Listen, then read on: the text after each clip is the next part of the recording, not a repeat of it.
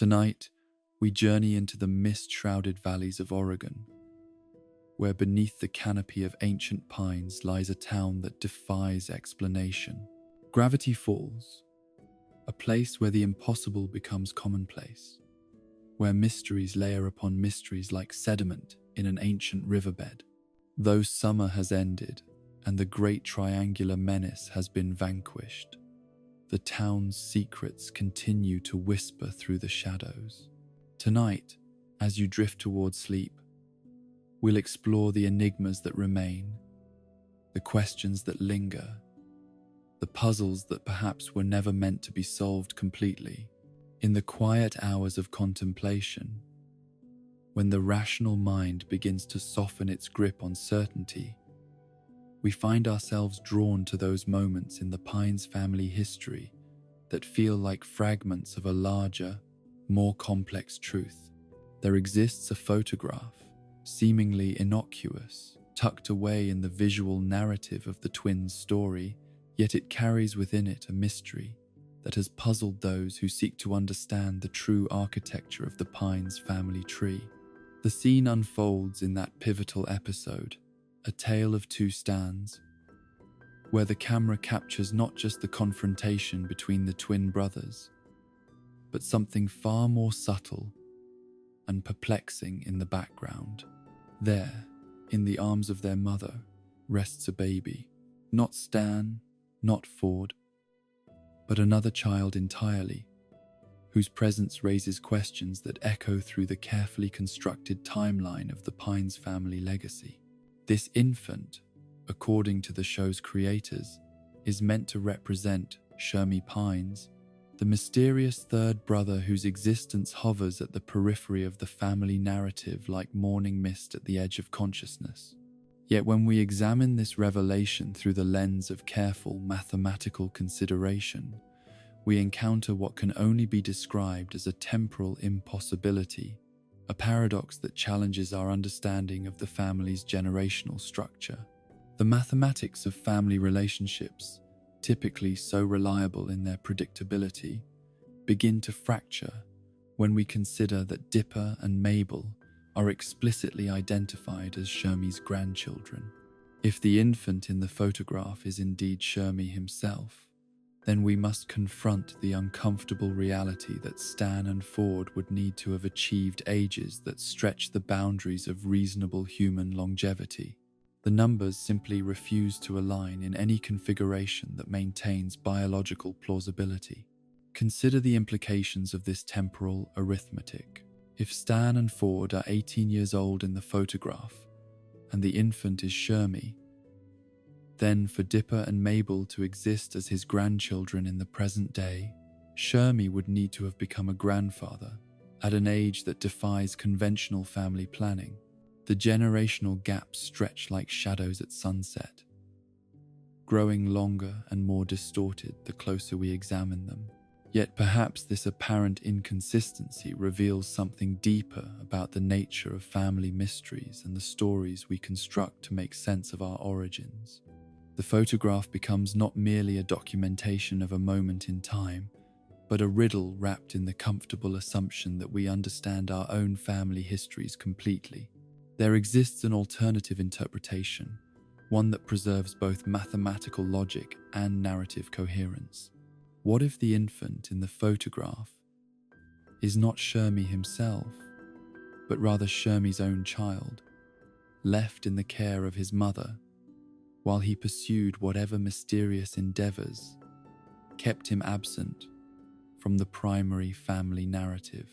This reading transforms the temporal impossibility into a poignant story of generational responsibility and absent fathers, themes that resonate through many families' hidden chapters.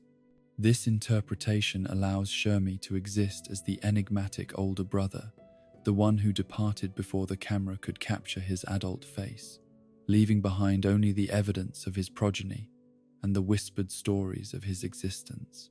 In this reading, the baby becomes a bridge between generations, a living symbol of the complex ways that family legacies perpetuate themselves through time and absence.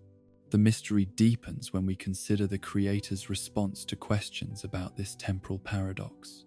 Rather than providing clarification, they offered only knowing laughter, the kind of response that suggests either an oversight they prefer not to acknowledge or a deliberately planted inconsistency designed to provoke exactly this kind of contemplative investigation.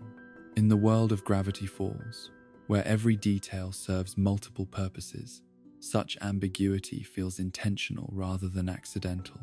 This phantom family member represents something larger than a simple continuity error or overlooked detail. Shermie Pines exists as a ghost in the family machinery, present enough to explain Dipper and Mabel's connection to their great-uncles, yet absent enough to remain perpetually mysterious. He embodies the kinds of family secrets that exist in every lineage, the relatives who are spoken of in hushed tones or not at all, the ones whose stories have been edited out of the official family narrative for reasons that may have been forgotten by those who remain. In the deeper mysteries that permeate the strange atmosphere of Gravity Falls, few enigmas are as simultaneously mundane and mystifying as the curious obsession with gold that seems to unite the most unlikely of companions. This precious metal, valued by civilizations across the millennia for its incorruptible beauty and rarity, takes on an almost supernatural significance in the whispered warnings and fevered preparations of those who have glimpsed the town's true nature. The mystery begins, as so many do in Gravity Falls, with a moment that feels almost throwaway until examined through the lens of deeper contemplation. During the chaotic events of Dreamscapers, when young Dipper ventures into Stan's troubled psyche to battle the triangular demon Bill Cipher, the interdimensional trickster delivers what initially appears to be nothing more than another of his characteristic rants. Reality is an illusion. The universe is a hologram. Buy gold. Buy, he proclaims, with his typical manic energy, before vanishing in a swirl of cosmic absurdity. Yet, this seemingly random economic advice, delivered by a being whose existence transcends the normal concerns of material wealth, begins to resonate with deeper significance when we observe the behavior of Stanford Pines throughout the series. Stan, a man whose life has been defined by schemes, cons, and the desperate pursuit of financial security, displays an almost pathological fixation on gold as the ultimate hedge against catastrophe. This is not the casual interest of an investor, but the fervent preparation of someone who has seen beyond the veil of ordinary reality and found the experience profoundly unsettling. Throughout multiple episodes, Stan's advice regarding precious metals takes on an almost evangelical quality. He speaks of burying gold with the urgency of someone preparing for an apocalypse that only he can see approaching. When counseling the heartbroken Robbie about the approaching end times, Stan's words carry the weight of genuine conviction rather than mere paranoid speculation. The apocalypse is coming soon, he warns with matter-of-fact certainty. Bury your gold. You've been buying gold, right? The practical mind might dismiss this obsession as the natural paranoia of a man who has lived through decades of economic uncertainty, who has learned to trust in tangible assets over the promises of institutions. Gold, after all, has served as a store of value through the rise and fall of empires, maintaining its purchasing power when currencies collapse and governments crumble. From this perspective, Stan's golden fixation represents nothing more than prudent preparation for uncertain times. But the profound strangeness of this shared obsession becomes apparent when we consider the nature of the entity who originally voiced this economic philosophy. Bill Cipher, a being of pure chaotic energy who exists beyond the normal constraints of physical reality, has no conceivable need for earthly wealth in any conventional sense. His power allows him to reshape matter at will, to transmute flesh into gold with a mere gesture, as we witness when he transforms Ford into a gleaming statue during the climactic events of Weirdmageddon. For such a being, the accumulation of precious metals should be as meaningless as collecting grains of sand on an infinite beach. Yet Bill's advocacy for gold acquisition suggests something far more profound than casual investment advice. Perhaps this recommendation reveals an understanding of gold's properties that transcends mere economic value. Throughout human history, gold has been associated not only with wealth, but with spiritual purification, divine power, and protection against malevolent forces. Alchemists sought to transform base metals into gold, not simply for material gain, but because they believed the noble metal embodied principles of perfection and incorruptibility that could elevate the human soul. In the context of gravity falls, where the boundary between dimensions grows thin and reality itself becomes negotiable, gold might serve purposes that have nothing to do with purchasing power. Consider the possibility that this precious metal possesses properties that make it valuable in interdimensional mechanics, serving as a conductor for supernatural energies or a barrier against unwanted dimensional intrusions. The town's unique position as a nexus point between realities might make such materials essential for those who understand the true nature of the dangers that lurk just beyond the veil of ordinary perception. The ritualistic quality of Stan's gold preparation suggests knowledge that goes beyond conventional survivalist thinking. His recommendations carry the tone of someone following instructions received from a source he trusts implicitly, even if he cannot fully articulate the reasoning behind those instructions. This blind faith in golden preparation might represent a form of unconscious collaboration with forces he does not entirely understand, a partnership between the paranoid human and the chaotic demon, united by their shared recognition of approaching catastrophe. The temporal coincidence of these golden proclamations becomes even more intriguing when we consider their placement within the larger narrative arc of the series. Bill's advice comes at a moment when his influence over Gravity Falls is growing stronger, when the barriers between dimensions are beginning to weaken in preparation for his eventual manifestation. Stan's golden obsession intensifies as the supernatural activity around the town reaches critical mass. These parallel developments suggest a connection that goes beyond mere coincidence, implying some shared understanding of the protective or preparatory value that gold might possess in the face of interdimensional chaos. The mystery deepens when we examine the broader patterns of supernatural preparation evident throughout Gravity Falls. The town seems to breed individuals who instinctively understand the need for unconventional forms of protection and preparation. From McGuckett's elaborate conspiracy theories to Ford's collection of mystical artifacts, the residents who have encountered the town's deeper mysteries consistently develop obsessive behaviors that seem irrational to outside observers, but prove remarkably prescient when supernatural crises actually unfold. In this context, the shared golden fixation between Bill Cipher and Stanford Pines might represent a form of supernatural communication, a transmission of essential preparation instructions from the interdimensional entity to the human who will be most capable of acting upon them. Bill, despite his chaotic nature and destructive intentions, might possess enough cosmic awareness to recognize that certain preparations will be necessary for the survival of those who matter to his larger plans. The ritualistic aspects of gold preparation in various mystical traditions offer additional clues to understanding this obsession. In many esoteric practices, gold is valued not merely for its material properties, but for its supposed ability to maintain spiritual purity and resist corruption by negative energies. Medieval alchemists believed that gold possessed perfect balance among the elemental forces, making it immune to decay and capable of transmitting this incorruptibility to other substances.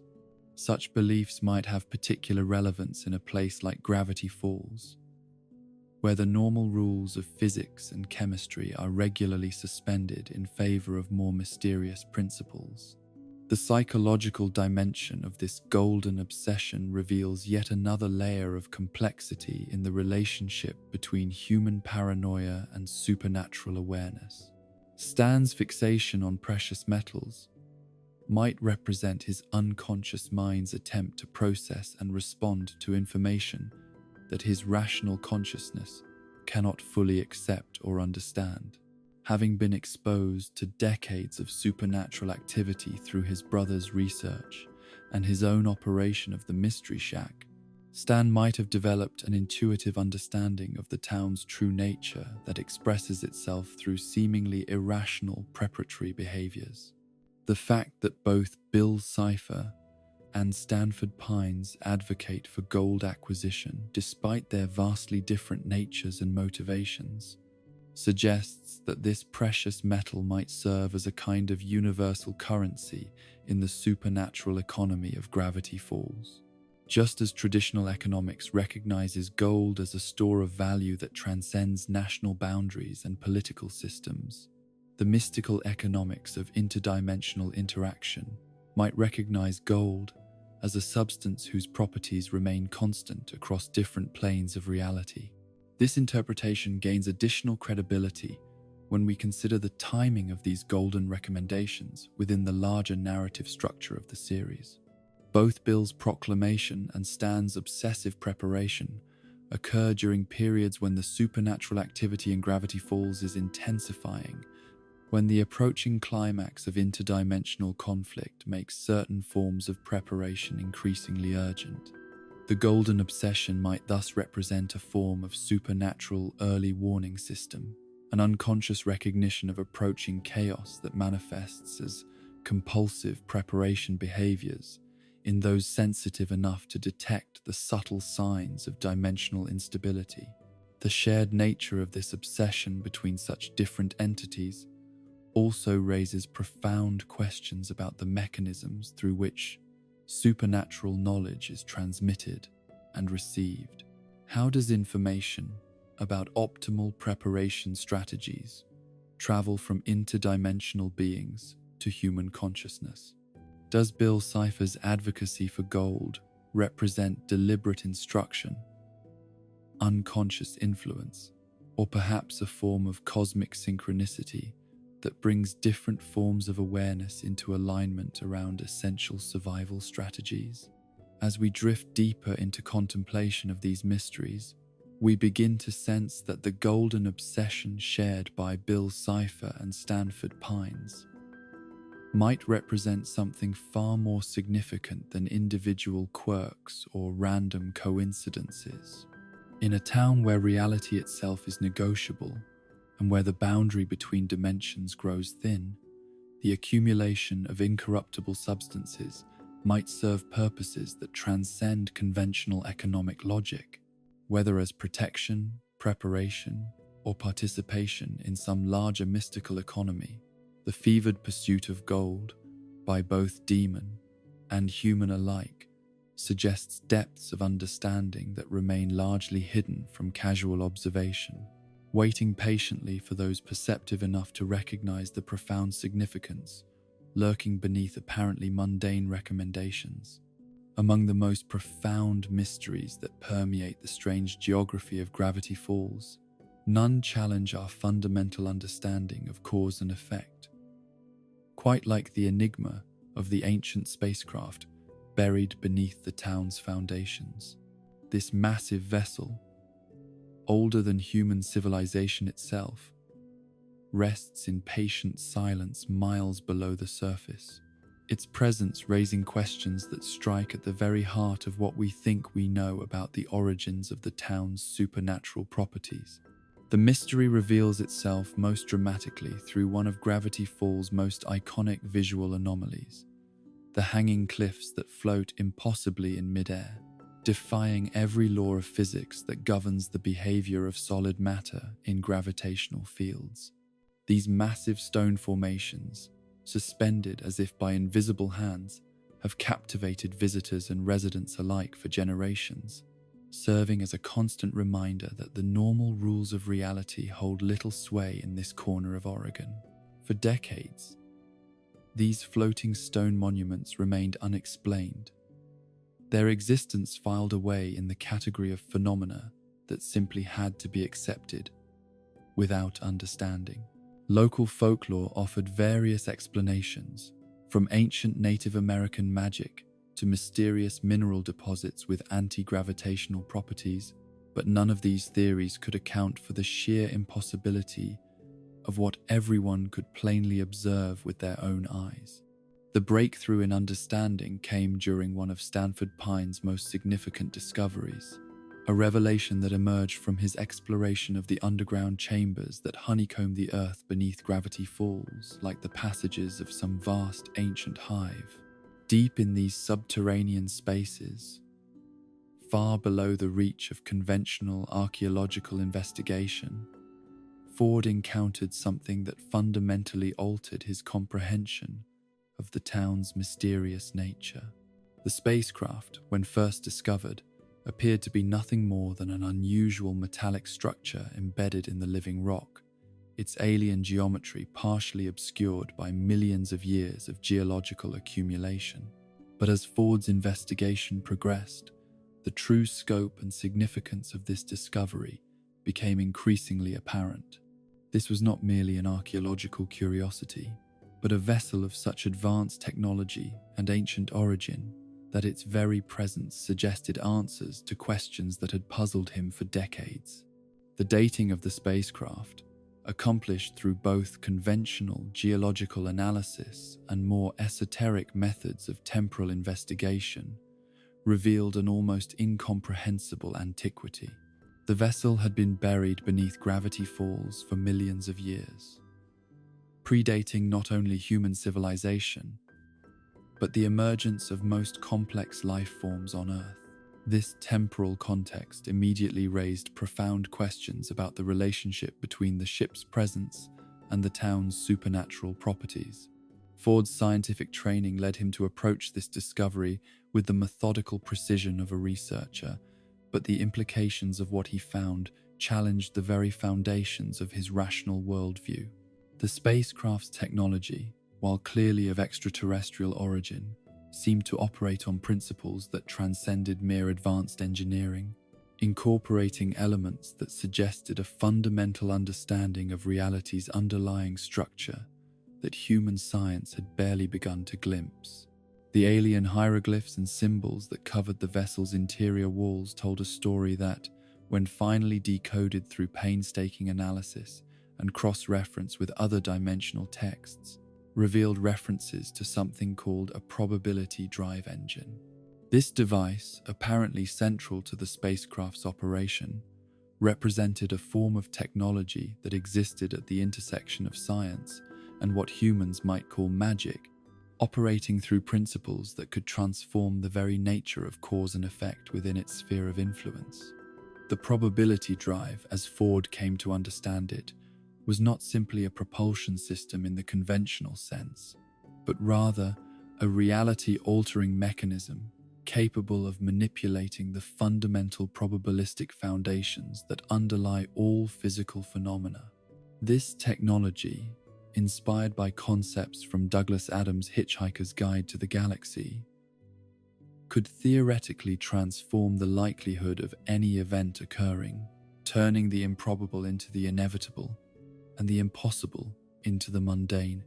The implications of such technology being buried beneath Gravity Falls for millions of years began to illuminate the true nature of the town's supernatural properties. If the probability drive remained even partially active after all this time, its influence could explain virtually every anomaly that had ever been observed in the area.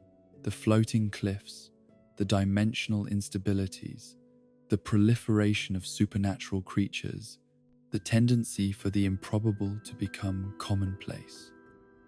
All of these phenomena could be understood as side effects of a reality warping engine.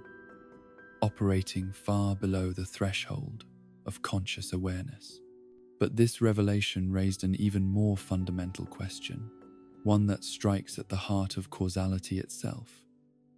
Did the spacecraft's crash cause gravity falls to become a nexus of supernatural activity, or did the town's existing properties as a dimensional weak point attract the vessel to this specific location? This question represents more than mere academic curiosity. It goes to the very nature of how cause and effect operate in a universe where probability itself can be manipulated. Ford's analysis of the geological evidence suggested that the spacecraft's impact had indeed created the structural weakness in reality that allows supernatural phenomena to manifest more easily in gravity falls. The crash, occurring millions of years ago with unimaginable force, had apparently torn a hole in the fabric of dimensional space, creating a permanent gateway through which energies and entities from other planes of existence could seep into our reality. Yet this explanation, satisfying as it might appear on the surface, failed to account for certain troubling temporal inconsistencies that emerged from deeper investigation. Bill Cipher, the triangular demon whose eventual manifestation would threaten the very existence of reality itself, claimed that his arrival had been prophesied 1 billion years ago. This time frame predated the spacecraft's presence beneath gravity falls by hundreds of millions of years, suggesting that the town's significance in cosmic affairs extended far beyond the influence of any single extraterrestrial artifact. The probability drive engine, assuming it remained functional after its millions of years of burial, could theoretically be responsible for the gradual accumulation of supernatural phenomena that had transformed gravity falls from an ordinary geographical location into a convergence point for dimensional anomalies. The device's reality-altering effects might operate on such subtle levels that their influence accumulated slowly over geological time, gradually increasing the likelihood that other supernatural events and entities would be drawn to the area. This interpretation suggested a kind of cosmic feedback loop, where the initial reality distortion caused by the spacecraft's crash created conditions that made it increasingly probable that additional supernatural phenomena would manifest in the same location. Over millions of years, this process could have transformed gravity falls into a kind of supernatural magnet, attracting entities like Bill Cipher and fostering the development of the dimensional instabilities that would eventually make his manifestation possible. The alien containment protocols referenced in the spacecraft's hieroglyphic records added another layer of complexity to this mystery. The vessel appeared to have been carrying specimens of various extraterrestrial life forms, including what would later be identified as the ancestors of the shape-shifting creature that Ford would discover and raise decades later. These containment records suggested that the spacecraft had been engaged in some form of biological survey or collection mission when it crashed, implying that gravity falls might have been selected as a destination rather than encountered by accident. If the spacecraft had been deliberately traveling to Earth, and specifically to the location that would become gravity falls, then the town's significance as a supernatural nexus might predate even the ancient crash. The aliens might have identified this location as already possessing the dimensional weak points that made it suitable for their research purposes, suggesting that the fundamental nature of gravity falls as a convergence point for supernatural phenomena extends back to the very formation of the local geography. The cyclical nature of causation implied by this interpretation reflects a deeper truth about the nature of supernatural phenomena in general. Rather than operating according to the linear cause and effect relationships that govern normal physical processes, supernatural events seem to exist within feedback loops where effects can precede their apparent causes, where prophecies can create the conditions for their own fulfillment, and where the mere act of observing certain phenomena can alter their fundamental nature. Ford's scientific background equipped him to recognize these paradoxes without necessarily being able to resolve them through conventional analytical methods.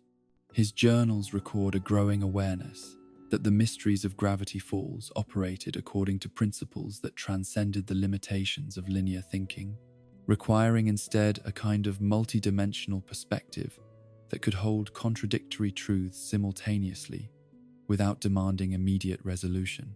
The probability drive engine, if it continued to function at even a fraction of its original capacity, might be responsible not only for the obvious supernatural phenomena that characterized gravity falls, but also for the more subtle ways in which the town seemed to attract individuals who were particularly sensitive to paranormal influences. The Pine family's multi-generational involvement with the town's mysteries, McGuckett's transformation from conventional scientist to prophetic madman, even Bill Cipher's eventual selection of Ford as his primary human collaborator. All of these seemingly coincidental connections might actually represent the carefully orchestrated results of probability manipulation operating across decades or centuries. This perspective transforms our understanding of every character's relationship to gravity falls, from coincidental involvement to cosmically predetermined participation in events that were set in motion millions of years before their birth. The town becomes not merely a location where strange things happen, but a kind of supernatural theater where cosmic forces play out dramas that were scripted by the intersection of alien technology and dimensional instability, operating across geological timescales. The question of whether the UFO caused gravity falls weirdness or was drawn to existing weirdness thus becomes more than a simple matter of historical sequence. It represents a fundamental inquiry into the nature of destiny, probability, and the mechanisms through which cosmic forces shape individual lives and local events according to patterns that operate far beyond human comprehension. In a universe where probability itself can be manipulated, where effects can precede their causes, and where billion-year prophecies can achieve fulfillment through the intersection of alien technology and human choice, the distinction between cause and effect becomes not merely blurred, but fundamentally meaningless in any conventional sense. The deeper shadows of Gravity Falls' supernatural ecosystem, where the boundary between earthly phenomenon and extraterrestrial intervention grows thin. Few mysteries capture the imagination quite like the enigmatic creature that Ford discovered in the depths beneath his underground bunker. This being, known to most as the Shapeshifter, represents far more than a simple paranormal anomaly. It embodies a living connection to the ancient cosmic forces that have shaped the town's supernatural landscape for millions of years. The story of the Shapeshifter begins not with its dramatic encounter with Dipper and his companions in the episode Into the Bunker, but rather in the primordial depths of geological time, when the massive alien spacecraft first crashed into the Earth that would eventually become Gravity Falls. Within the twisted metal corridors of that ancient vessel, among the hieroglyphic warnings and alien containment protocols, lay evidence of creatures that existed beyond the normal categories of terrestrial life. The decoded alien text, painstakingly translated through Ford's years of interdimensional research, reveals references to specimens that had escaped containment, beings capable of changing forms with fluid ease that suggested abilities far beyond any evolutionary adaptation known to Earth-based science. These warnings, etched in alien symbols on metal walls that predated human civilization, spoke of creatures whose very nature challenged the fundamental assumptions about identity, consciousness, and the stability of physical form. Ford's discovery of the Shapeshifter's egg represents one of those moments where scientific curiosity intersects with cosmic destiny in ways that no amount of rational planning could have anticipated. Buried in the soil near the underground bunker, this seemingly innocuous ovoid structure contained within it the genetic heritage of a species that had traveled across the vast emptiness of space, only to crash land in the forests of Oregon millions of years before the first human being drew breath. The decision to incubate and hatch this alien egg reveals the complex nature of Ford's relationship with the unknown. Here was a scientist whose entire career had been built upon the systematic investigation of anomalous phenomena, yet when faced with the opportunity to observe the development of an extraterrestrial life form from its earliest stages, his academic detachment gave way to something more resembling parental curiosity. He raised the creature not as a laboratory specimen, but as a kind of surrogate offspring whose alien nature made it simultaneously fascinating and unpredictable. The shapeshifter's early development under Ford's care provides crucial insights into the nature of its species and their relationship to the supernatural forces that permeate gravity falls. Unlike the random mutations that occasionally produce unusual abilities in Earth-based life forms, the creature's shape-changing capabilities appeared to be fundamental aspects of its physiology, as natural and automatic as breathing or circulation in more conventional organisms. Yet the creature's behavior patterns suggested psychological complexities that transcended mere biological programming. Its eventual turn toward aggression and deception, its theft of Ford's research journals through impersonation of trusted colleagues, and its apparent understanding of human emotional vulnerabilities all pointed to an intelligence that was not merely adaptive, but genuinely malevolent in its intentions. The transformation of the young shapeshifter from curious infant to dangerous antagonist raises profound questions about the nature versus nurture dynamics that govern the development of conscious beings. Had Ford's treatment of the creature somehow triggered its aggressive tendencies, or was its eventual betrayal simply the expression of genetic programming that had been shaped by millions of years of evolution in environments far more hostile than anything Earth could offer?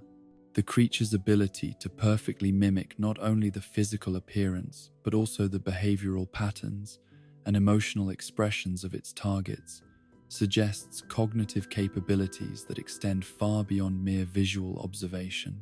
The shapeshifter appeared to possess some form of psychic or empathic ability that allowed it to access and replicate the deepest psychological characteristics of those it chose to imitate, creating duplications so perfect that even close associates could be deceived for extended periods. This psychological mimicry becomes particularly disturbing when we consider the implications for the creature's understanding of human consciousness and identity.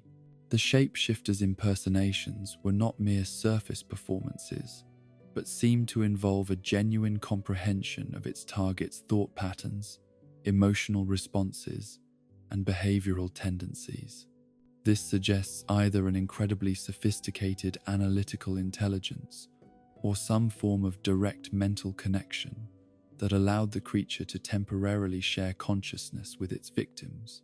The most chilling aspect of the shapeshifter's abilities emerged during its final confrontation with Dipper and his companions in the underground bunker.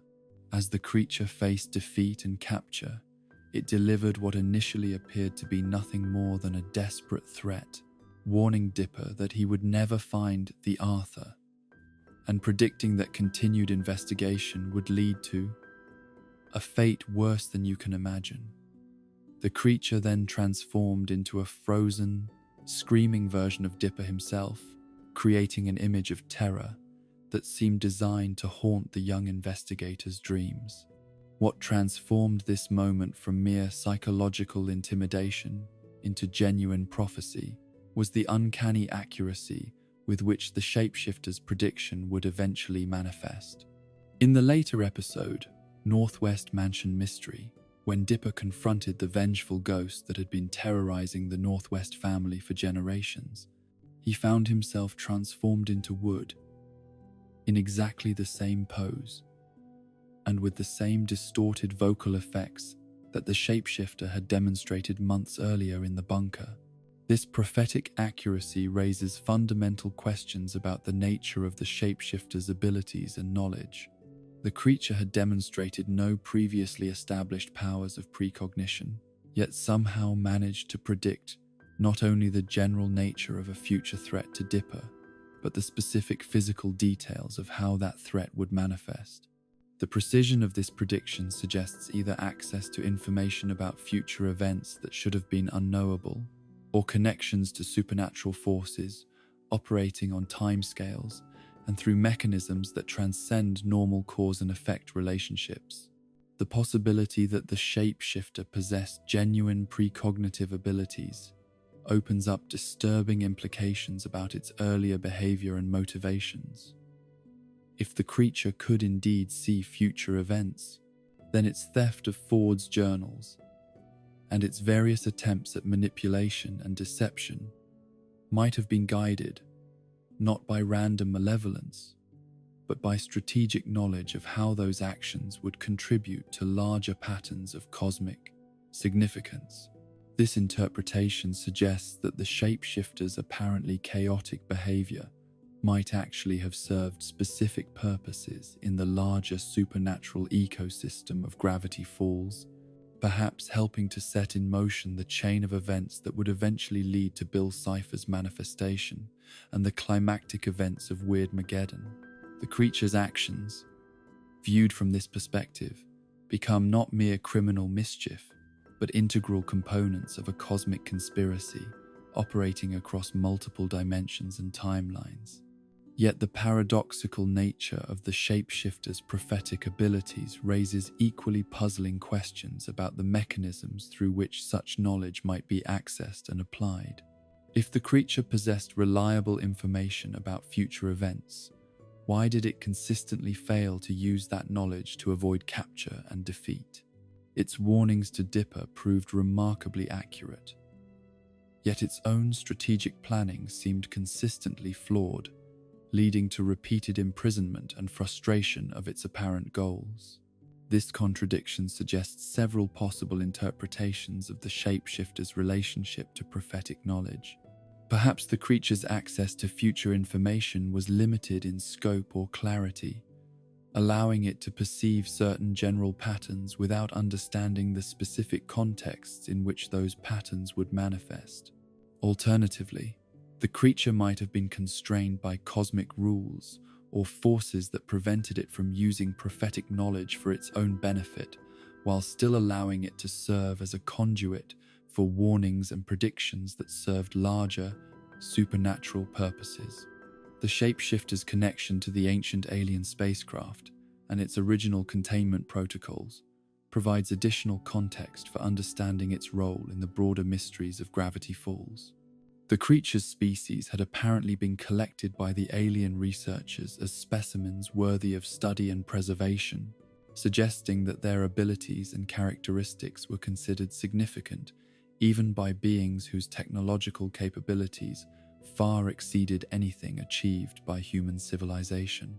The fact that these aliens had found it necessary to develop specific containment protocols for shape-shifting beings implies that such creatures posed challenges or opportunities that justified the risks involved in capturing and transporting them across interstellar distances. The shapeshifter might thus represent not merely an individual anomaly, but a sample of a species whose abilities had cosmic significance, whose shape-changing capabilities served purposes that extended far beyond simple survival adaptation. The creature's apparent knowledge of events and forces beyond its immediate environment suggests that its species might have served as information gatherers or intelligence agents for the cosmic entities that operated the alien spacecraft. Their ability to assume any form and infiltrate any social group would make them ideal reconnaissance agents, capable of gathering detailed information about civilizations and species encountered during interstellar exploration missions. This interpretation transforms our understanding of the shapeshifter's behavior in Gravity Falls from random malevolence to purposeful intelligence gathering. Its theft of Ford's journals, its impersonation of trusted colleagues, its attempts to manipulate and deceive various residents of the town might all have been components of a larger surveillance mission designed to assess the supernatural capabilities and vulnerabilities of the local human population. The prophetic warning delivered to Dipper takes on additional significance when viewed from this perspective. Rather than representing a threat or intimidation tactic, the shapeshifter's prediction might have been intended as a form of intelligence briefing, providing advance warning of dangers that the creature's species had encountered in other locations or timelines. The accuracy of the warning suggests access to information networks that operate across dimensional boundaries and temporal limitations. Yet the underlying tragedy of the shapeshifter's story lies in its essential isolation from both its original species and the human community that discovered it. Raised by Ford as a surrogate child, the creature found itself trapped between worlds, possessing abilities and knowledge that set it apart from any possible social group, while lacking the emotional and psychological foundations necessary for healthy development within either alien or human social structures. This isolation might explain the creature's eventual turn toward aggressive and deceptive behavior. Unable to form genuine connections with others due to its fundamental alienness, and lacking contact with members of its own species who might have provided appropriate socialization and guidance, the shapeshifter developed psychological patterns that reflected its profound loneliness and disconnection from any meaningful community or purpose. The frozen state in which the creature currently exists serves as both practical containment and poetic symbol of its ultimate fate. Neither fully alive nor completely destroyed, the shapeshifter remains suspended between possibilities, its vast abilities and knowledge preserved but rendered inaccessible, its potential for both good and evil held in crystalline stasis that reflects the broader themes of suspended possibility and unfulfilled potential that permeate so many of Gravity Falls' deepest mysteries. As we contemplate the shapeshifter's story in these quiet hours of reflection, we encounter questions that extend far beyond the specific details of its individual existence. What responsibilities do we bear toward beings whose nature we cannot fully comprehend? How do we balance scientific curiosity with ethical consideration when dealing with entities whose consciousness operates according to principles fundamentally different from our own? And what can the shapeshifter's tragic trajectory teach us about the dangers of isolation, the importance of community, and the cosmic forces that shape individual destinies in ways that transcend personal choice or understanding? In the vast tapestry of cosmic mysteries that surround Gravity Falls, few threads are as haunting or as fundamentally challenging to human comprehension as the ancient prophecy that foretold Bill Cipher's eventual manifestation in our reality. This prediction, reaching back through the incomprehensible depths of geological time, represents something far more disturbing than mere supernatural foresight. It suggests the existence of cosmic intelligences operating on scales of planning and awareness that dwarf human understanding so completely as to render our concepts of destiny and free will almost meaningless. The prophecy first enters our consciousness through the ravings of Fiddleford McGucket, whose mind has been shattered by direct exposure to the dimensional horrors that lurk beyond the boundaries of normal reality. After his traumatic journey through the portal that Ford constructed in his underground laboratory, McGucket returns to our dimension, carrying fragments of knowledge that his human consciousness can barely contain. His cryptic utterances, initially dismissed as the meaningless babble of a mind broken by cosmic revelation, prove to contain genuine prophetic wisdom when examined in the light of subsequent events. When gravity falls and Earth becomes sky, fear the beast with just one eye, McGucket proclaims in his post-dimensional madness, his words carrying the rhythm and cadence of ancient oracular pronouncements. This warning, delivered in the distinctive pattern of prophetic verse that has characterized mystical revelation throughout human history, proves to describe with startling accuracy the circumstances of Weirdmageddon and the nature of the entity responsible for that cosmic catastrophe. Yet the true significance of McGucket's prophetic utterance becomes apparent only when we consider it alongside Bill Cipher's own proclamation during the climactic moments of his manifestation in Gravity Falls. As reality itself begins to buckle under the strain of his interdimensional influence, the triangular demon announces with characteristic grandiosity that the event 1 billion years prophesied has come to pass. This declaration carries implications that stretch the imagination beyond its normal limits, suggesting timescales of cosmic planning that predate not only human civilization, but the emergence of complex life on Earth itself. The numerical precision of Bill's claim forces us to confront questions that challenge the very foundations of our understanding about the nature of time, causality, and the entities that operate beyond the boundaries of our dimensional space. 1 billion years ago, Earth was a planet dominated by simple microorganisms, lacking even the basic multicellular structures that would eventually evolve into complex life forms. The idea that any terrestrial intelligence could have made prophecies during this primordial era becomes immediately absurd when considered against the archaeological and geological evidence for the development of consciousness on our Camus planet.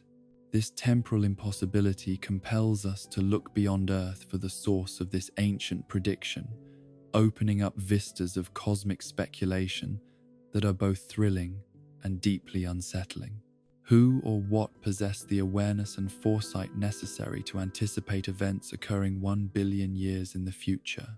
What kind of intelligence operates on timescales that span geological epochs, treating the rise and fall of entire planetary ecosystems as mere moments in larger patterns of cosmic development?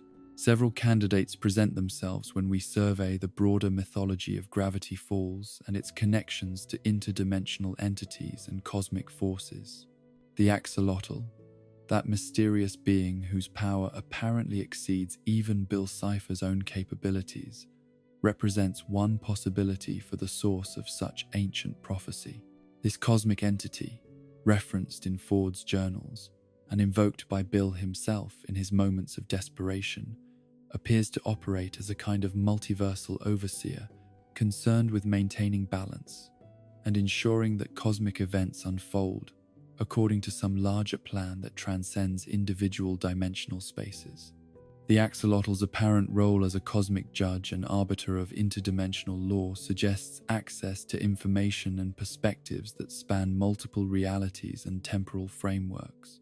Such an entity might possess the kind of comprehensive awareness necessary to make predictions about events occurring billions of years in the future, understanding how the complex interactions between dimensional forces, individual choices, and cosmic cycles would eventually culminate in specific manifestations like Bill Cipher's arrival in our reality. Alternative possibilities for the source of the billion-year prophecy include other interdimensional entities or cosmic intelligences that operate beyond the normal constraints of linear time. The vast network of beings that inhabit the spaces between dimensions, each possessing their own agendas and areas of influence, might collectively maintain awareness of long-term patterns and cycles that periodically bring chaos entities like Bill Cipher into contact with vulnerable dimensional spaces like the reality surrounding Gravity Falls. The existence of time travel technology and temporal manipulation capabilities within the Gravity Falls universe opens up additional possibilities for the origin of this ancient prophecy. Time Baby's enforcement agents, operating across multiple temporal periods to maintain stability in the timeline, might have discovered the necessity of planting prophetic warnings in the deep past to prepare for events that their future perspective revealed to be inevitable. Such temporal intervention could explain how knowledge of Bill Cipher's eventual manifestation might have been transmitted back through geological time to entities capable of preserving and communicating that information. Yet the involvement of time travelers in creating the billion-year prophecy raises its own set of paradoxes and complications. If agents from the future knew about Bill Cipher's planned invasion and had the capability to travel back billions of years to warn about it, why would they choose such an indirect and cryptic method of communication?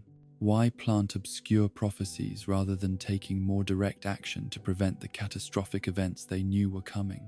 The answer to these questions might lie in the fundamental nature of prophetic knowledge and its relationship to the maintenance of cosmic balance. Perhaps certain events, no matter how destructive they might appear from limited perspectives, serve necessary functions in the larger patterns of multiversal development. Bill Cipher's manifestation, despite its immediate dangers to our reality, might represent an essential component of some larger cosmic process that requires periodic chaos and destruction to maintain long-term stability and growth. This interpretation suggests that the billion-year prophecy was never intended as a warning designed to prevent Bill's arrival, but rather as preparation for managing and ultimately resolving the crisis that his manifestation would inevitably create. The prophecy serves not as a call to prevention, but as advance notice to cosmic forces and local entities who would need to be ready to respond appropriately when the predicted events finally came to pass. The precision with which McGuckett's prophetic utterances describe the specific circumstances of Weirdmageddon suggests that his dimensional journey exposed him to information networks that operate outside normal temporal boundaries. His fragmented consciousness became a conduit for knowledge that had been preserved across geological time, transmitted through mechanisms that transcend conventional communication methods. The trauma of his interdimensional experience served not only to shatter his rational mind, but also to open channels of awareness that normally remain closed to human consciousness. This transformation of McGuckett from conventional scientist to prophetic oracle illustrates the profound changes that exposure to cosmic knowledge can produce in human consciousness. His journey through dimensions didn't simply provide him with new information. It fundamentally altered the structure of his awareness, giving him access to patterns and connections that operate beyond the reach of normal rational analysis. The cost of this expanded awareness was his sanity in any conventional sense, but the benefit was direct connection to knowledge networks that span cosmic time and space. The relationship between prophecy and madness in McGuckett's case reflects broader themes about the limits of human consciousness when confronted with cosmic realities. The kind of awareness necessary to perceive billion-year patterns and interdimensional connections apparently requires abandoning the normal frameworks of rational thought that allow humans to function in everyday reality. McGuckett's apparent insanity might thus represent not a breakdown of mental function, but rather an adaptation to forms of knowledge that exceed the processing capabilities of unmodified human consciousness. The cyclical nature implied by the billion-year prophecy suggests that Bill Cipher's manifestation represents not a unique event, but rather one instance of recurring patterns that operate on cosmic scales. If entities or forces were capable of predicting his arrival with such temporal precision, this might indicate that similar events have occurred in other realities or at other times, creating recognizable patterns that cosmic intelligences have learned to anticipate and prepare for. This perspective transforms Bill Cipher from a unique threat into a representative of recurring cosmic phenomena that periodically challenge dimensional stability and require intervention from cosmic balancing forces.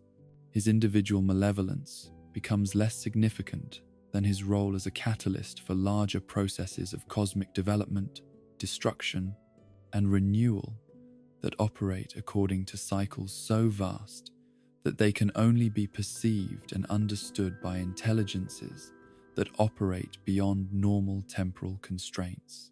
The billion-year timeframe of the prophecy also raises questions about the relationship between individual agency and cosmic destiny in the broader mythology of Gravity Falls. If Bill's manifestation was predicted with such precision so far in advance, what does this suggest about the nature of free will and choice in a universe where cosmic intelligences can anticipate events across geological timescales? Are the characters who participate in these cosmic dramas exercising genuine choice, or are they fulfilling predetermined roles in scripts written by forces beyond their comprehension? Yet perhaps the most unsettling implication of the billion-year prophecy lies in what it suggests about the ongoing nature of cosmic observation and planning. If entities exist that can make accurate predictions across such vast temporal scales, what other events might they have foreseen? What other prophecies might be unfolding around us, embedded in the deep structures of reality and waiting for their appointed times of manifestation? The ancient prophecy of Bill Cipher's arrival thus serves as more than just background mythology for the events of Gravity Falls. It opens a window into cosmic scales of awareness and planning that challenge our fundamental assumptions about the nature of time, causality, and the forces that shape reality across dimensional boundaries. In contemplating this mystery, we encounter questions that stretch beyond the specific circumstances of any single town or family, reaching toward the ultimate nature of existence itself and the vast intelligences that guide its development across incomprehensible scales of space and time. As we rest in the quiet contemplation of these cosmic mysteries, we find ourselves humbled by the recognition that our individual lives, however meaningful they may feel to us, unfold within patterns of such vast scope and complexity that their full significance may be visible only to minds that operate beyond the normal constraints of mortal awareness. The billion-year prophecy reminds us that we participate in stories far larger than any human consciousness can fully comprehend, stories written by cosmic authors whose purposes and methods remain forever beyond our complete understanding. Among the most perplexing temporal anomalies that characterize the supernatural landscape of Gravity Falls, few challenge our understanding of linear time, quite like the impossible longevity of Quentin Tremblay, the town's 8th-and-a-half president and self-proclaimed founder. This eccentric figure, whose very existence seems to mock the normal constraints of human mortality, represents a living paradox that forces us to confront the fluid nature of time itself in a place where the impossible routinely becomes mundane. The discovery of Tremblay in his preserved state beneath the town represents one of those moments where the absurd and the profound intersect in ways that defy rational explanation. Here was a man who claimed to have lived for more than 150 years, preserved not through any sophisticated medical intervention or supernatural curse, but through the decidedly unconventional method of encasement in peanut brittle. This preservation technique, simultaneously ridiculous and mysteriously effective, suggests that the normal rules governing biological decay and cellular deterioration hold little sway in the unique dimensional environment of Gravity Falls. Tremblay's casual attitude toward his extended lifespan reveals something profound about the nature of temporal experience in a place where reality itself operates according to principles that transcend conventional physics. When questioned about his remarkable longevity, the former president displays none of the existential weight or philosophical gravitas that one might expect from someone who has witnessed more than a century of historical change. Instead, he approaches his extended existence with the bemused detachment of someone for whom temporal anomalies have become simply another aspect of daily life.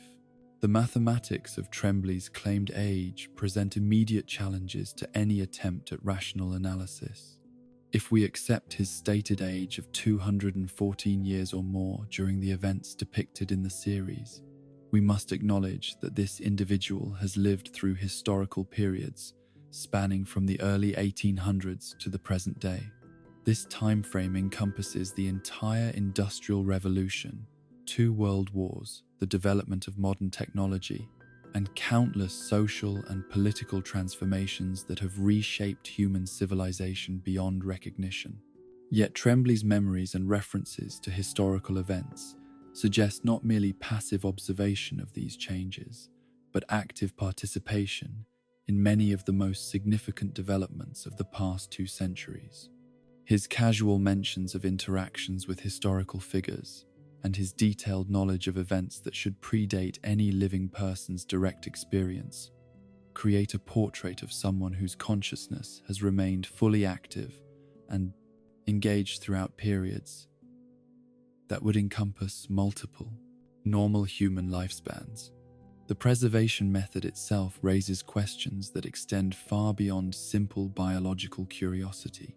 Peanut brittle, as a confectionery substance, possesses no known properties that would account for its apparent effectiveness as a preservation medium in Tremblay's case. The sugar crystallization and protein structures that characterize this candy should, by all conventional understanding, provide no meaningful protection against cellular decay or the normal processes of biological aging that eventually claim all living organisms. The fact that this seemingly absurd preservation technique proved effective in Gravity Falls suggests that the town's unique dimensional properties might interact with certain substances in ways that transcend their normal chemical and physical characteristics. Perhaps the dimensional instabilities that permeate the area create conditions where ordinary materials can take on extraordinary properties, where the normal relationships between cause and effect become subject to modification by supernatural influences that operate according to principles unknown to conventional science. Tremblay's extended consciousness throughout his preservation period represents another aspect of this mystery that challenges our fundamental understanding of the relationship between mind and body. Normal biological functions should have ceased during his century of encasement, yet he emerges with his personality, memories, and cognitive abilities apparently intact. This suggests either that the preservation process somehow maintained cellular activity at levels sufficient to support consciousness, or that consciousness itself operates according to principles that transcend the normal dependencies on biological processes. The implications of successful consciousness preservation across such extended timeframes open up philosophical questions about the nature of identity and continuity of self that extend far beyond the specific circumstances of Tremblay's case. If awareness can be maintained across centuries of physical stasis, what does this suggest about the fundamental nature of consciousness and its relationship to the physical substrate of the brain? Does Tremblay's experience indicate that consciousness possesses qualities that are more durable and independent than conventional neuroscience would suggest? The historical context of Tremblay's presidency and his subsequent preservation raises additional questions about the relationship between his extended lifespan and the larger supernatural forces that have shaped Gravity Falls' development over time.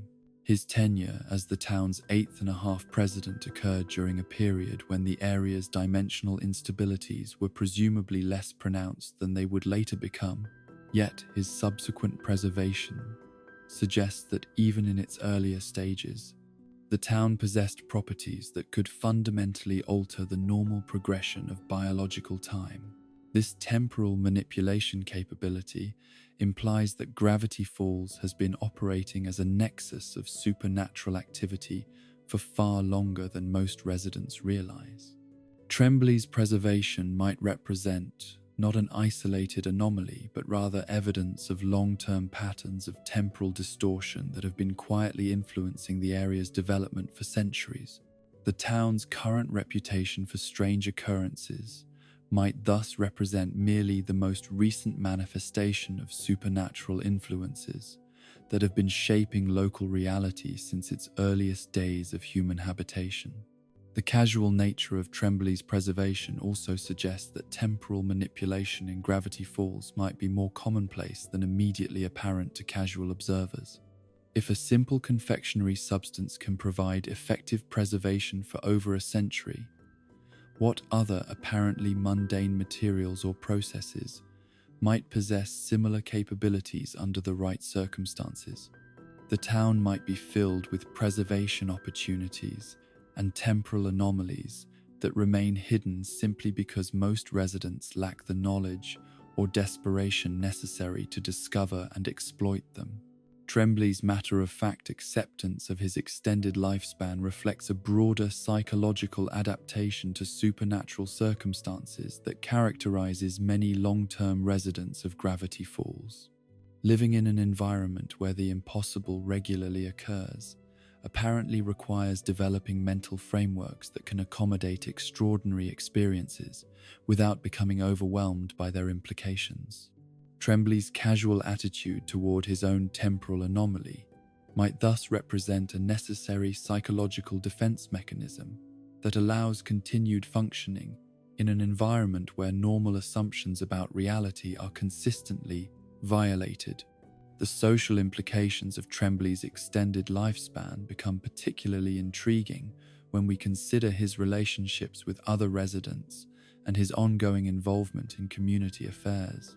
How does someone who has lived for more than 2 centuries navigate relationships with individuals whose entire lives span mere decades?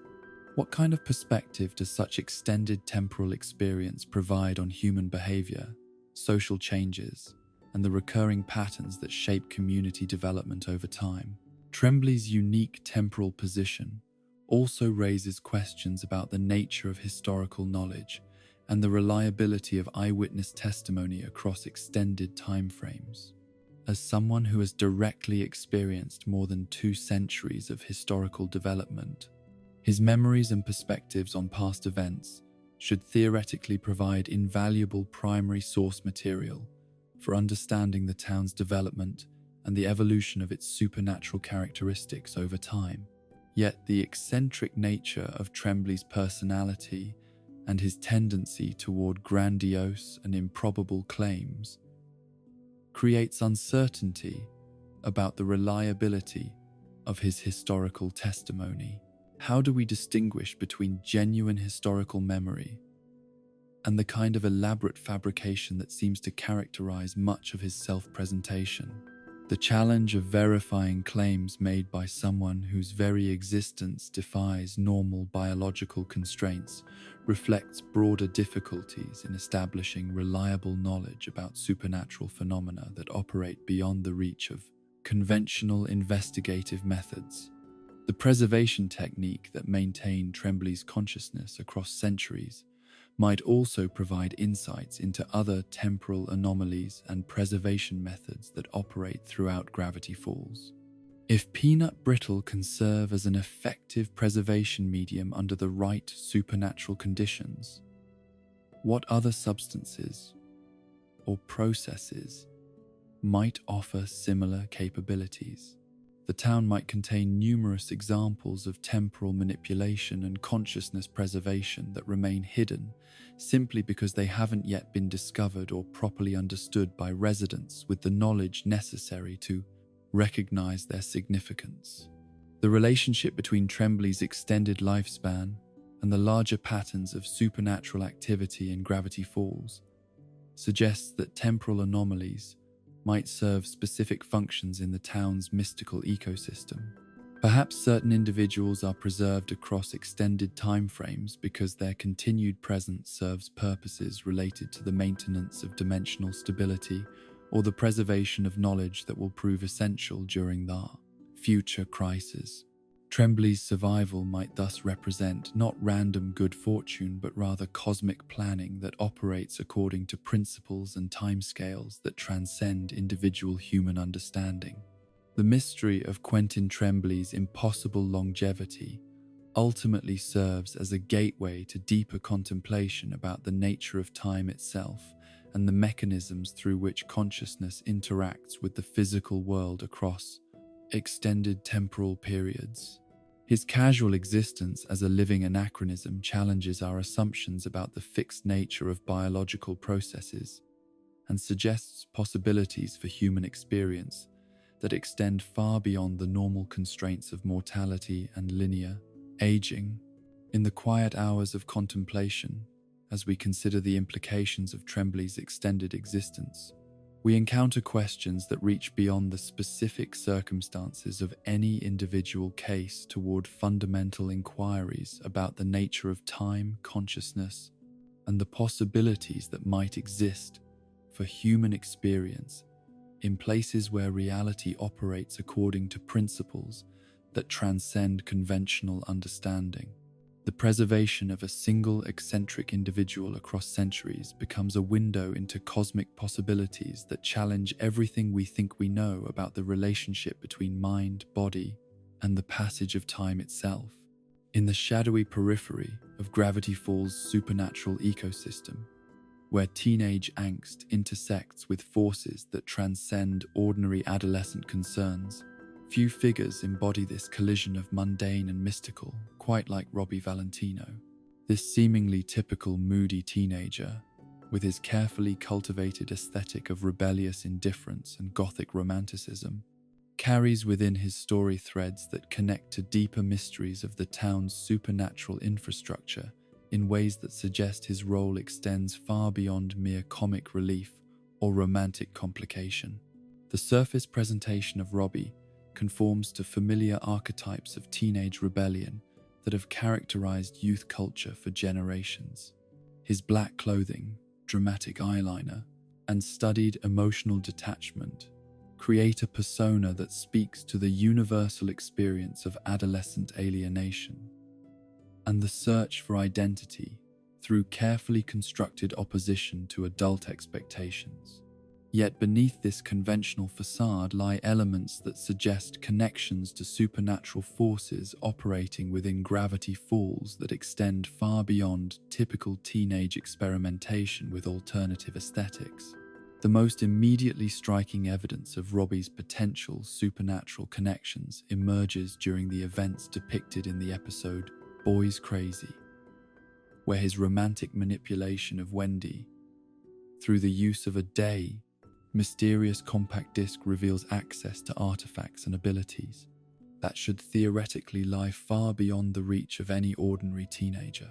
This disc, with its ominous appearance and hypnotic properties, represents something far more significant than a simple musical recording or even a sophisticated technological device designed for psychological manipulation. The physical characteristics of the compact disc itself provide immediate clues to its supernatural nature and origins. Rather than resembling the mass-produced commercial recordings that would normally comprise a teenager's music collection, this disc possesses visual qualities that evoke ancient grimoires and forbidden texts. The dark leather case, with its intricate designs and aged appearance, suggests origins that predate the development of digital recording technology by centuries, if not millennia. The aesthetic qualities of the disc's packaging create immediate associations with occult traditions and esoteric practices that have historically been associated with attempts to manipulate human consciousness and emotional states through supernatural means. The visual resemblance to the Necronomicon and other legendary books of dark magic suggests that this artifact represents not merely an unusual piece of technology, but rather a contemporary manifestation of magical practices that have existed throughout human history in various forms, adapted to the technological capabilities of different historical periods.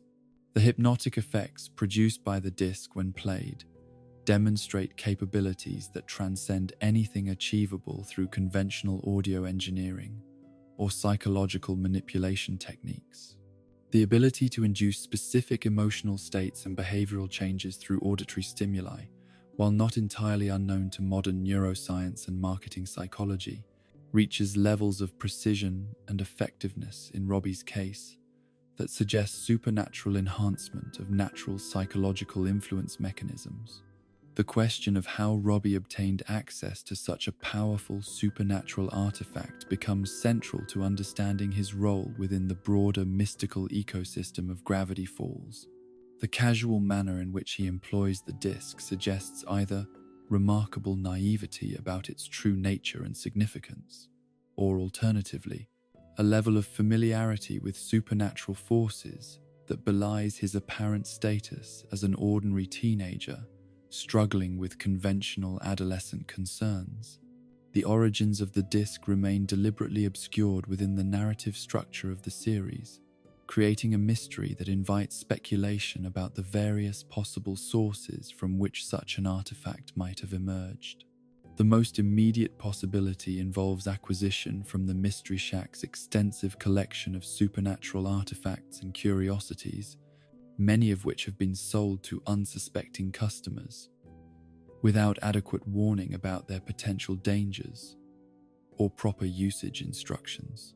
Stan's history of acquiring and redistributing supernatural artifacts without fully understanding their properties or origins creates numerous opportunities for dangerous items to enter circulation within the local community, where they might be discovered and employed by individuals lacking the knowledge or experience necessary to handle them safely. Robbie's possession of the hypnotic disc could thus represent an example of supernatural artifact proliferation that occurs when mystical objects designed for specific ritual purposes find their way into the hands of teenagers who view them simply as interesting curiosities or useful tools for achieving personal goals. Alternative explanations for the disc's origins involve more direct connections to the supernatural entities and forces that operate within Gravity Falls' dimensional landscape. The artifact could represent a gift or loan from entities seeking to influence human behavior for their own mysterious purposes, using teenagers like Robbie as unwitting agents in larger schemes that operate according to timescales and objectives that transcend individual human understanding.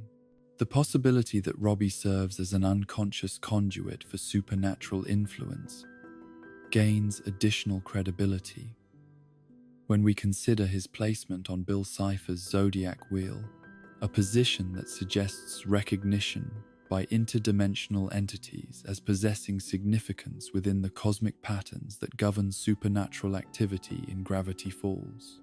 This inclusion among the individuals deemed important enough to warrant specific symbolic representation in Bill's apocalyptic plans implies connections to mystical forces that extend far beyond any conscious awareness on Robbie's part. The symbolic significance of Robbie's position on the Zodiac Wheel raises questions about the relationship between supernatural destiny and individual choice in the context of cosmic events that operate beyond human comprehension. His inclusion in this mystical configuration suggests that his role in the larger supernatural narrative of Gravity Falls was predetermined or recognized by entities possessing awareness of patterns and connections that transcend normal human perception. The undead aesthetic that characterizes Robbie's personal style and social presentation takes on additional significance when viewed in the context of his potential supernatural connections.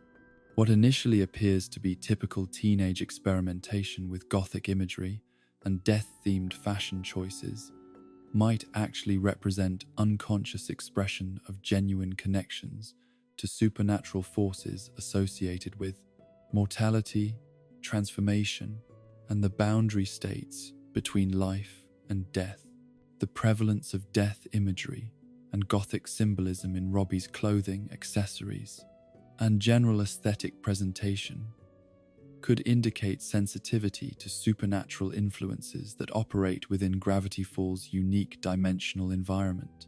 Rather than representing mere fashion choices or attempts to cultivate an image of rebellious sophistication, his Gothic presentation might serve as a form of unconscious supernatural communication, signaling his availability as a conduit for forces that exist at the intersection of life and death, consciousness and unconsciousness, order and chaos. The casual nature of Robbie's supernatural artifact usage suggests a level of acceptance and familiarity with mystical phenomena that reflects the broader psychological adaptation that characterizes many Gravity Falls residents. Living in an environment where supernatural events occur regularly apparently requires developing mental frameworks that can accommodate extraordinary experiences without becoming overwhelmed by their implications for understanding the nature of reality itself. Robbie's matter-of-fact employment of the hypnotic disc reflects this adaptive psychological stance, treating supernatural manipulation capabilities as simply another resource available for achieving personal goals, rather than as evidence of cosmic forces that challenge fundamental assumptions about the nature of consciousness, free will, and the mechanisms through which individual desires can be translated into external reality through mystical means. The relationship between Robbie's supernatural connections and his emotional development as a teenager creates interesting parallels with broader themes about the intersection of personal growth and cosmic forces that characterize much of Gravity Falls' deeper mythology. His use of supernatural methods to achieve romantic goals might represent not merely selfish manipulation, but rather unconscious participation in larger patterns of magical education and development that operate within the town's mystical ecosystem. The failure of his supernatural manipulation attempts, despite the apparent power of the artifacts he employs, suggests that the mystical forces operating in Gravity Falls recognize distinctions between genuine emotional connection and artificially induced attraction that transcend mere technical effectiveness. The supernatural realm appears to maintain its own ethical frameworks that prevent certain types of manipulation from achieving lasting success, regardless of the power of the artifacts employed to attempt such manipulation. This ethical dimension of supernatural artifact operation implies the existence of cosmic justice mechanisms that operate beyond human legal and moral frameworks, but nonetheless maintain standards of behavior that prevent abuse of mystical power for purely selfish purposes. Robbie's experiences with supernatural manipulation thus serve as cautionary tales about the relationship between personal desire and cosmic ethics in environments where individual choices can access forces that operate according to principles transcending normal human understanding. The broader implications of Robbie's supernatural connections extend beyond his individual story to encompass questions about the mechanisms through which Gravity Falls' mystical ecosystem identifies, recruits, and employs human agents for purposes that serve larger supernatural objectives. His apparent selection for inclusion in significant mystical events suggests screening processes that operate below the threshold of conscious awareness, identifying individuals whose psychological profiles, social positions, or unconscious characteristics make them suitable for specific roles in cosmic dramas. The mystery of how supernatural forces recognize and cultivate potential human collaborators becomes particularly intriguing when applied to teenagers whose personalities and capabilities remain in active development. Robbie's case suggests that mystical entities possess understanding of human psychological development that allows them to identify individuals whose future characteristics will prove useful for supernatural purposes, even when those individuals currently display no obvious signs of mystical aptitude or awareness. As we contemplate the deeper mysteries surrounding Robbie Valentino's supernatural connections, we encounter questions that extend far beyond the specific circumstances of teenage romance and social dynamics toward fundamental inquiries about the relationship between individual identity and cosmic purpose in places where reality operates according to principles that transcend conventional understanding. The cursed mixtape becomes a symbol for the ways in which supernatural forces infiltrate ordinary human experience, transforming mundane activities like listening to music into gateways for accessing mystical influences that can reshape both consciousness and external circumstances in ways that challenge everything we think we know about the boundaries between personal agency and supernatural destiny. In the deepest recesses of cosmic mystery that surround the supernatural phenomena of gravity falls, no enigma carries quite the same weight of ultimate significance as the shadowy presence of the entity known only as the axolotl. This being, whose very name emerges from the desperate final moments of Bill Cipher's destruction, represents something far more profound and terrifying than any of the interdimensional horrors that have previously manifested within our reality. The axolotl embodies the suggestion of cosmic hierarchies and universal governance systems that operate on scales so vast and according to principles so alien that human consciousness can barely begin to grasp their implications. The revelation of the axolotl's existence comes to us through one of the most haunting moments in the entire Gravity Falls narrative, embedded within Bill Cipher's final, desperate attempt to avoid complete annihilation. As the triangular demon faces the dissolution of his essence within the mindscape of Stanley Pines, his characteristic arrogance and mockery give way to something unprecedented in his long career of cosmic malevolence: genuine fear and desperate supplication to a power greater than his own. The backward audio recording that preserves Bill's final incantation reveals words that chill the soul with their implications. Axolotl, my time has come to burn. I invoke the ancient power that I may return. These syllables, spoken in reverse to conceal their significance from casual observation, represent the first and only time throughout the entire series that Bill Cipher acknowledges the existence of any entity whose power exceeds his own capabilities. The very fact that Bill, a being of seemingly unlimited reality manipulation abilities who has demonstrated the capacity to reshape matter and energy at will, would humble himself before any other entity, suggests cosmic hierarchies that extend far beyond anything previously imagined. Throughout his manifestation in Gravity Falls, Bill has consistently presented himself as the ultimate expression of chaotic power, the apex predator of interdimensional space whose abilities and knowledge transcend any conceivable limitation or constraint. Yet in his moment of ultimate crisis, this supposedly omnipotent demon reveals not only awareness of a superior entity, but desperate familiarity with supplication rituals designed to petition that entity for intervention. The formalized nature of his plea, with its references to ancient power and invoking, suggests established protocols and hierarchical relationships that have existed across cosmic time, implying that Bill's apparent independence and unlimited authority were always illusions, masking his subordinate position within larger systems of universal governance. The name Axolotl itself carries profound symbolic significance that extends far beyond its surface reference to the aquatic salamander known for its regenerative capabilities. In various mystical and esoteric traditions, The axolotl has long been associated with transformation, renewal, and the cyclical nature of death and rebirth that governs both individual existence and cosmic processes on the largest scales.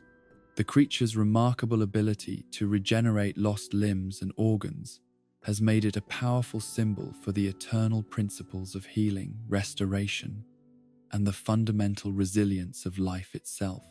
The choice of this particular name for the supreme cosmic entity suggests deliberate symbolic resonance with themes of regeneration and cosmic renewal that may lie at the heart of the axolotl's function within the universal order. Perhaps this being serves as a kind of multiversal reset mechanism, possessing the power to restore damaged realities, heal dimensional wounds, and ensure that the fundamental structures of existence remain stable, despite the periodic depredations of chaotic entities like Bill Cipher. References to the axolotl within Ford's collected research materials provide additional glimpses into the true scope of this entity's significance within the broader mythology of interdimensional phenomena. These fragmentary mentions, scattered throughout the accumulated documentation of supernatural encounters and cosmic observations, consistently present the axolotl not merely as another powerful interdimensional being, but as something qualitatively different from all other entities encountered in the course of paranormal investigation. The descriptions that emerge from these scattered references suggest an entity whose concern extends beyond the fate of individual realities or dimensional spaces toward the maintenance of cosmic balance and the preservation of fundamental principles that govern existence itself across all possible scales of reality. The axolotl appears to operate as a kind of universal arbiter, concerned with ensuring that the actions of beings like Bill Cipher do not fundamentally disrupt the underlying structures that make continued existence possible. This role as cosmic judge and maintainer of universal order implies access to perspectives and capabilities that transcend anything imaginable within the normal frameworks of human understanding. The axolotl must possess awareness that encompasses not merely individual realities or dimensional clusters, but the entire spectrum of possible existence, understanding how actions taken within specific contexts ripple outward to affect the stability and development of cosmic structures that span incomprehensible scales of space and time. The complete absence of any visual representation of the axolotl throughout the entire Gravity Falls series creates an aura of mystery that enhances, rather than diminishes, the entity's perceived significance. Unlike every other supernatural being encountered within the narrative, from the relatively mundane gnomes and manitors to the reality-warping Bill Cipher himself, the axolotl remains completely invisible to direct observation, existing only as a name invoked in moments of cosmic desperation and brief references within esoteric texts. This deliberate withholding of visual information forces the imagination to grapple with the question of what form such an ultimate entity might take, if indeed it possesses any form recognizable to human perception. Perhaps the axolotl exists in states of being that transcend physical manifestation entirely, operating as pure principle or cosmic function, rather than as any kind of entity that could be perceived, understood, or communicated with through normal means. The implications of Bill Cipher's supplication to the axolotl extend far beyond the immediate circumstances of his destruction toward fundamental questions about the nature of cosmic justice and the mechanisms through which universal balance is maintained across interdimensional space. If beings like the axolotl exist to constrain and ultimately judge entities like Bill Cipher, this suggests moral frameworks that operate beyond individual realities and according to principles that transcend local cultural and ethical systems. The existence of such cosmic arbiters implies that actions taken within specific dimensional contexts are evaluated according to universal standards that consider their impacts on the broader structures of existence itself. Bill's reality warping activities in Gravity Falls, while locally catastrophic, may have been judged according to criteria that encompass their effects on interdimensional stability, cosmic balance, and the long-term development of consciousness and civilization across multiple realities. This perspective transforms Bill's ultimate defeat from a simple victory of good over evil into something more complex and profound: the intervention of cosmic governance systems that maintain universal order through mechanisms that operate far beyond human comprehension. The axolotl's apparent role in Bill's fate suggests that his destruction was not merely the result of local resistance and clever planning, but rather the inevitable consequence of cosmic justice systems that ensure certain forms of behavior ultimately encounter appropriate responses. The temporal implications of the axolotl's involvement in cosmic affairs raise additional questions about the relationship between individual actions and universal consequences across extended timeframes. If the axolotl possesses the kind of comprehensive awareness necessary to maintain cosmic balance, this entity must operate with understanding of how present events will influence future developments across scales of time that encompass geological epochs and cosmic cycles. This temporal perspective might allow the axolotl to recognize that certain apparent catastrophes serve necessary functions in larger patterns of cosmic development, while other events pose genuine threats to universal stability that require intervention regardless of their local popularity or immediate consequences.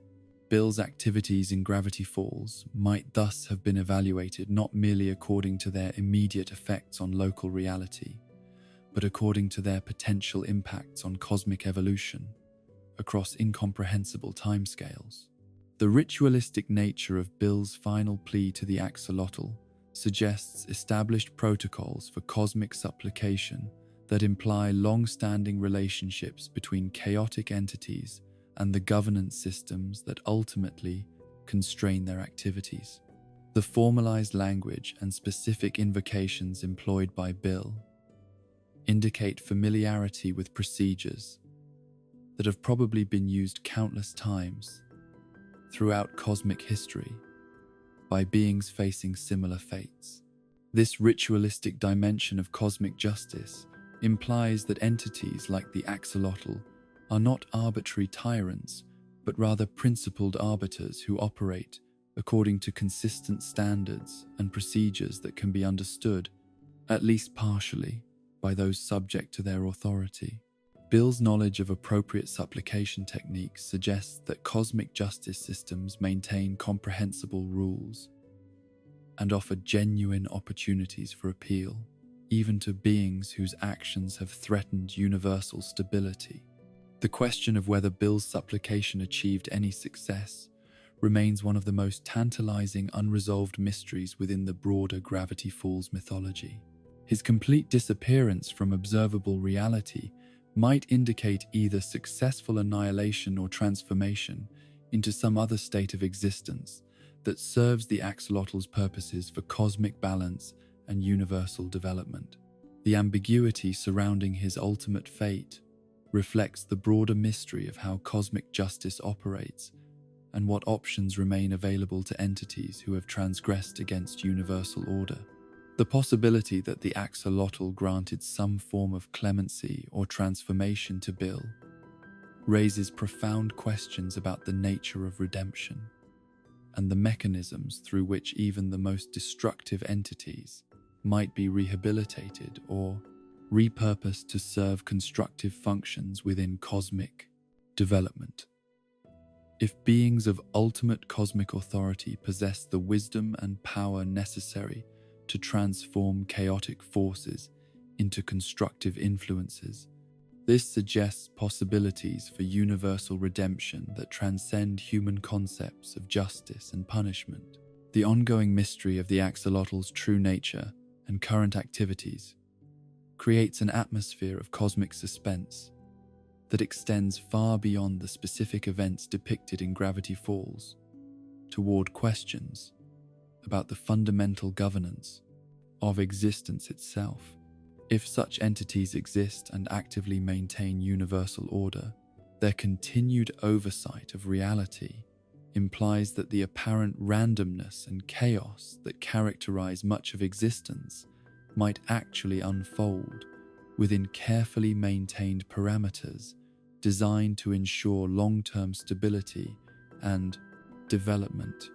This cosmic perspective transforms our understanding of individual experience from isolated struggle within an indifferent universe toward participation in carefully orchestrated processes of universal development that serve purposes extending far beyond immediate human comprehension.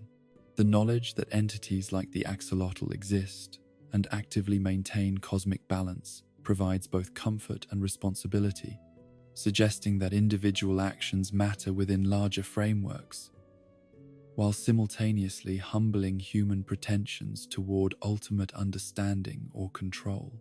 As we rest in contemplation of these ultimate mysteries, the axolotl remains as the supreme embodiment of questions that stretch beyond any possible resolution within human consciousness. This entity represents the final frontier of cosmic mystery, the point at which speculation must give way to acceptance of limits that define the boundaries of human understanding. The axolotl stands as eternal reminder that existence operates according to principles and purposes that transcend any individual perspective, maintaining balance and order through mechanisms that remain forever beyond complete comprehension, yet somehow continue to ensure that consciousness, growth, and the fundamental structures of reality persist across incomprehensible scales of space and time. As we approach the culmination of our nocturnal journey through the labyrinthine mysteries of Gravity Falls, we find ourselves confronting a truth that may be more profound than any specific enigma we have encountered along the way. The collection of unresolved questions, temporal paradoxes, supernatural artifacts, and cosmic entities that populate this strange Oregon town serves a purpose that transcends mere narrative oversight or creative ambiguity. These mysteries exist not as problems awaiting solution, but as invitations to contemplate the fundamental nature of mystery itself and its essential role in human consciousness and experience. The deliberate preservation of certain enigmas within the Gravity Falls mythology reflects a sophisticated understanding of the relationship between knowledge and wonder that has characterized the finest expressions of human storytelling throughout history. The creators of this narrative universe recognized that complete resolution of every mysterious element would ultimately diminish rather than enhance the story's capacity to engage the imagination and provoke deeper contemplation about the nature of reality itself. This philosophical approach to mystery creation draws upon ancient traditions of wisdom literature that have always understood the difference between information and understanding, between factual knowledge and the deeper forms of awareness that emerge through prolonged engagement with questions that resist easy categorization or immediate resolution. The mysteries of Gravity Falls operate according to these time-honored principles, using unanswered questions as doorways to expanded consciousness rather than obstacles to narrative satisfaction. The baby in the Pines family photograph, with its temporal impossibilities and genealogical contradictions, serves as more than a simple continuity error or oversight.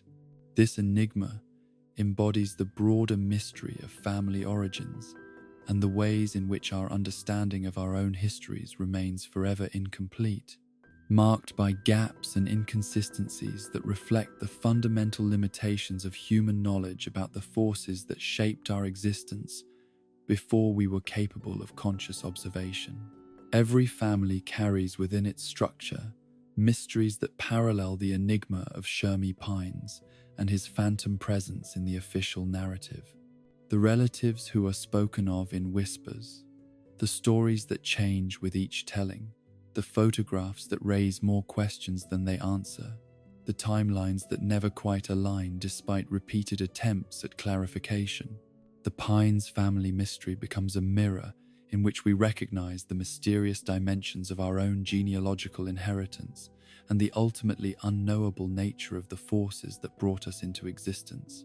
The golden obsession shared by Bill Cipher and Stanford Pines transcends its surface manifestation as economic paranoia or supernatural manipulation to represent something deeper about the human relationship to security, value, and the eternal search for substances or principles that remain constant despite the flux and uncertainty that characterize most human experience. Gold becomes a symbol for the universal human desire to identify and accumulate elements of existence that possess qualities of permanence and incorruptibility in a universe where everything else seems subject to decay, transformation, and ultimate dissolution. This search for the incorruptible, whether manifested through precious metals, spiritual practices, or philosophical principles, reflects a fundamental aspect of human consciousness that seeks stability and meaning within the apparently random flux of temporal existence. The mystery of why both demonic and human intelligences would prioritize golden accumulation speaks to universal themes about security, permanence, and the ways in which different forms of consciousness recognize and respond to the challenge of maintaining coherent identity within ever-changing circumstances. The cosmic chicken and egg paradox surrounding the UFO crash and Gravity Falls' supernatural properties illuminates the broader philosophical challenge of understanding causation in systems where effects can precede their flows, apparent causes, and where linear models of cause and effect relationships break down under the pressure of multidimensional influences operating across incomprehensible timescales. This paradox reflects fundamental questions about the nature of causation itself and the limitations of human cognitive frameworks when applied to phenomena that transcend normal, temporal, and spatial boundaries. The inability to definitively resolve whether weirdness attracted the UFO or the UFO created weirdness represents more than narrative ambiguity. It reflects the inherent limitations of linear thinking when applied to systems governed by principles that transcend sequential causation. This mystery serves as a gateway to contemplating the cyclical, recursive, and multidimensional nature of causation in complex systems where individual elements both influence and are influenced by the larger patterns of which they form integral components. The shapeshifter's prophetic warnings and its uncanny accuracy in predicting Dipper's future transformations point toward mysteries of consciousness, identity, and precognition that challenge fundamental assumptions about the nature of individual awareness and its relationship to temporal sequence.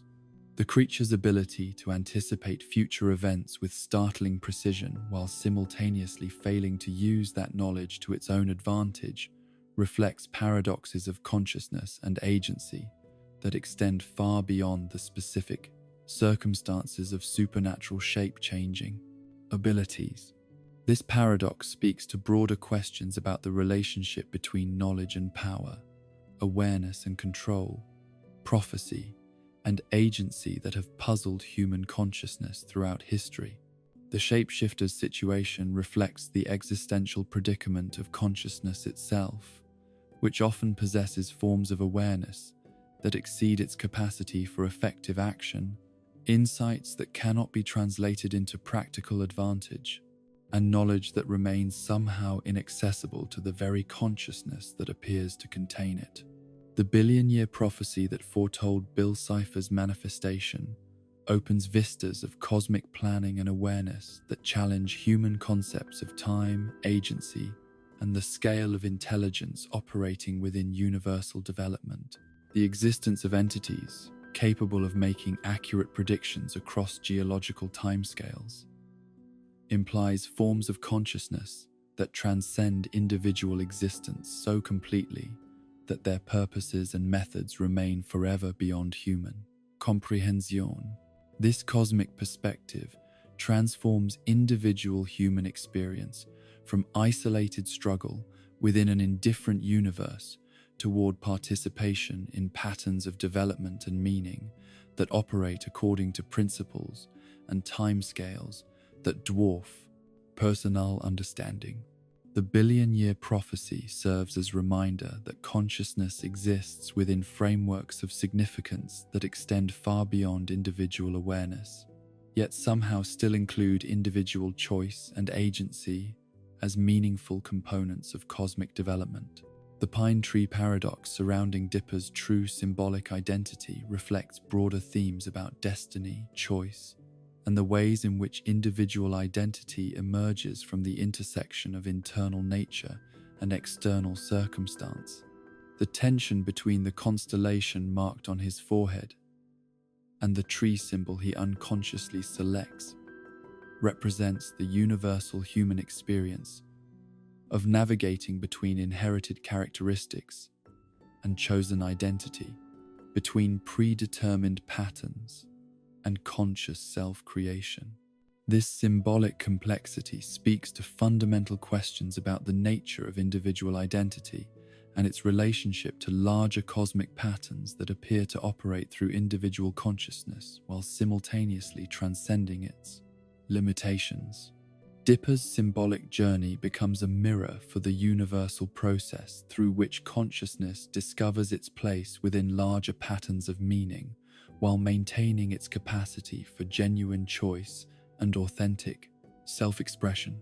The temporal anomalies surrounding Quentin Trembley's impossible longevity point toward mysteries of time, consciousness, and the preservation of awareness across extended periods that challenge normal assumptions about the relationship between mind and body, identity, and physical substrate. His casual existence as a living anachronism suggests possibilities for human experience that extend beyond conventional biological limitations into realms where consciousness might persist according to principles that transcend normal temporal constraints. The mystery of temporal manipulation and consciousness preservation reflects broader questions about the ultimate nature of awareness itself and its relationship to the physical processes that normally sustain it. Trembley's experience opens doorways to contemplating the possibility that consciousness possesses qualities of durability and independence that conventional science has barely begun to investigate, qualities that might become accessible under specific conditions that remain largely unexplored by normal human experience. Robbie's supernatural connections through cursed artifacts and his placement on Bill Cipher's zodiac wheel represent the broader mystery of how cosmic forces identify, recruit, and employ human agents for purposes that transcend individual understanding. His apparent selection for cosmic significance, despite his surface appearance as a typical moody teenager, reflects the mysterious ways in which supernatural intelligence recognizes potential and cultivates capability according to criteria that operate beyond normal human awareness. This recruitment mystery speaks to universal themes about destiny, potential, and the ways in which individual consciousness might be shaped by forces that recognize capabilities and purposes that exceed personal understanding. Robbie's story becomes a gateway to contemplating the possibility that all human experience unfolds within larger frameworks of meaning and purpose that operate through individual choice while simultaneously transcending its apparent limitations. The ultimate mystery of the axolotl and its role as cosmic arbiter represents the culmination of questions about universal governance, cosmic justice, and the possibility that existence itself operates according to principles of balance, development, and ultimate meaning that ensure continued growth and stability across incomprehensible scales of space and time. The complete absence of visual representation for this supreme entity reflects the fundamental mystery of ultimate reality itself and the ways in which the most profound truths often resist direct observation or complete comprehension. The axolotl serves as symbol for the eternal mystery that underlies existence itself, the ultimate questions about purpose, meaning, and governance that remain forever, beyond complete resolution while somehow still providing the foundation for continued growth, development, and the persistent emergence of consciousness, beauty, and significance within the ongoing unfoldment of cosmic evolution.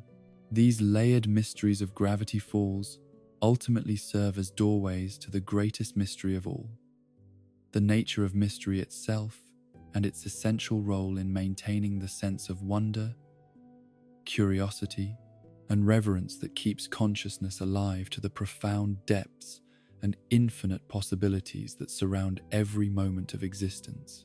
The unanswered questions are not failures of storytelling but gifts to the imagination, invitations to participate in the eternal human adventure of contemplating the unknown and finding meaning in the very fact that mystery persists despite all attempts at complete understanding. The preservation of mystery within narrative structures reflects deep wisdom about the relationship between knowledge and wonder, between resolution and ongoing engagement, between answers and the questions that give life its sense of adventure and significance.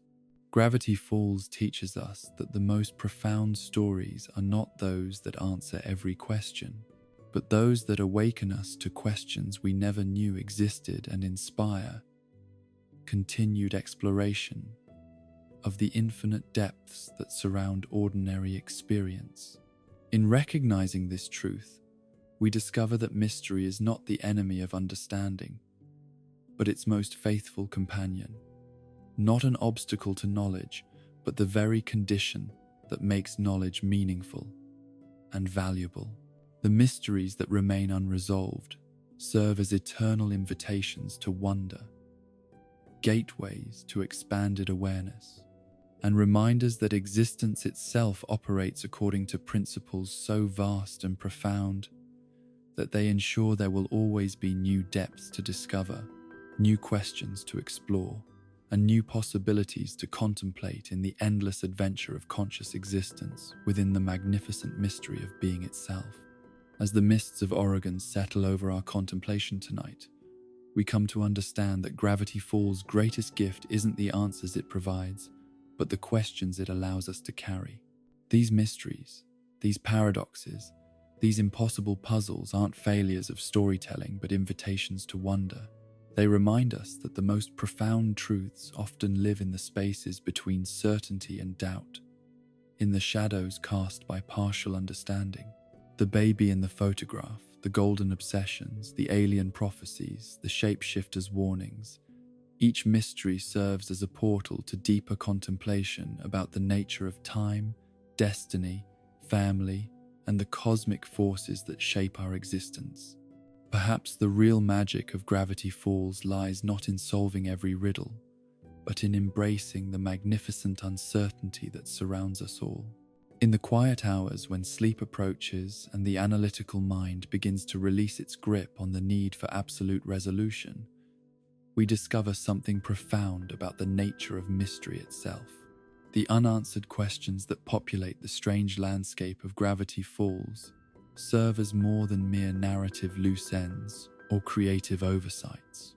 They function as doorways to expanded awareness, invitations to contemplate possibilities that extend far beyond the boundaries of conventional understanding.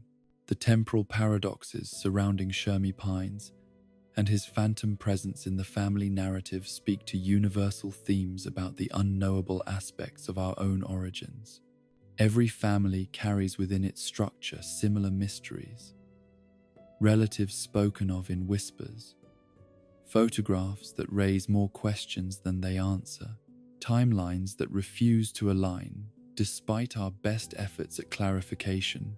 In the enigma of the Pines genealogy, we recognize the fundamental mystery that surrounds all human inheritance, the realization that the forces that brought us into existence remain forever partially hidden from our conscious understanding. The shared obsession with gold that unites the interdimensional demon Bill Cipher and the paranoid human Stanford Pines transcends its surface manifestation as economic anxiety or supernatural manipulation.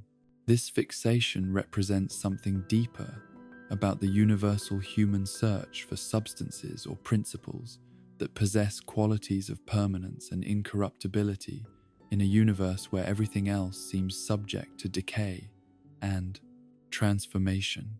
Gold becomes a symbol for the eternal human desire to identify and accumulate elements that remain constant despite the flux and uncertainty that characterize most of our experience.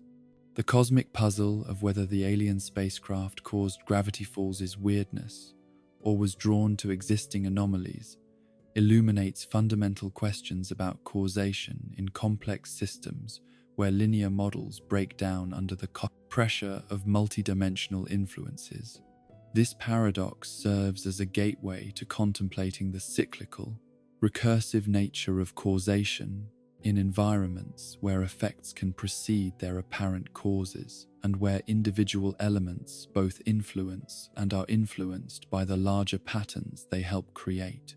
The shapeshifter's prophetic accuracy in predicting Dipper's future transformation, while simultaneously failing to avoid its own repeated defeats, reflects paradoxes of consciousness that extend far beyond supernatural abilities.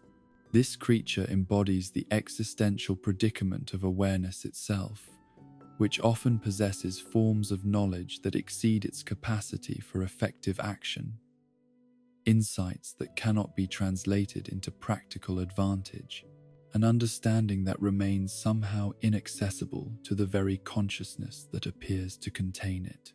The billion-year prophecy that anticipated Bill Cipher's manifestation opens vistas of cosmic planning that challenge human concepts of time and agency. The existence of intelligences capable of accurate prediction across geological timescales implies forms of consciousness that transcend individual existence so completely that their purposes remain forever beyond human comprehension. This cosmic perspective transforms individual experience from isolated struggle within an indifferent universe toward participation in patterns of development that operate according to principles extending far beyond personal understanding. Dipper's symbolic journey between the constellation on his forehead and the pine tree he unconsciously selects reflects the universal process through which consciousness discovers its place within larger patterns of meaning while maintaining capacity for genuine choice. This tension between inherited characteristics and chosen identity, between predetermined patterns and conscious self-creation, speaks to fundamental questions about the nature of individual destiny and its relationship to cosmic significance. Quentin Trembley's impossible longevity through preservation in peanut brittle suggests possibilities for consciousness that extend beyond conventional biological limitations into realms where awareness might persist according to principles that transcend normal temporal constraints. His casual existence as a living anachronism opens doorways to contemplating the possibility that consciousness possesses qualities of durability and independence that exceed our current understanding of the relationship between mind and physical substrate. Robbie's unconscious access to supernatural artifacts and his placement on Bill Cipher's zodiac wheel represent the mysterious ways in which cosmic forces identify and cultivate human potential according to criteria that operate beyond normal awareness. His selection for cosmic significance, despite his surface appearance as a typical teenager, reflects the possibility that all human experience unfolds within larger frameworks of meaning that recognize capabilities and purposes exceeding personal understanding. The ultimate mystery of the axolotl existing only as a name invoked in moments of cosmic desperation, represents the culmination of questions about universal governance and the possibility that existence operates according to principles of balance and meaning that ensure continued growth across incomprehensible scales. The complete absence of visual representation for this supreme entity reflects the fundamental mystery of ultimate reality itself, and the ways in which the most profound truths resist direct observation while providing the foundation for continued cosmic evolution. These layered mysteries serve as doorways to the greatest mystery of all, the nature of mystery itself and its essential role in maintaining wonder, curiosity, and reverence that keeps consciousness alive to the infinite possibilities surrounding every moment of existence. The unanswered questions are not failures but gifts to imagination, invitations to participate in the eternal adventure of contemplating the unknown and finding meaning in the persistence of mystery despite all attempts at complete resolution. As you drift into sleep, let these mysteries become companions rather than concerns. Like the ancient pines that shelter the town's secrets, let these questions root themselves gently in your dreams, growing into new understanding with each peaceful breath.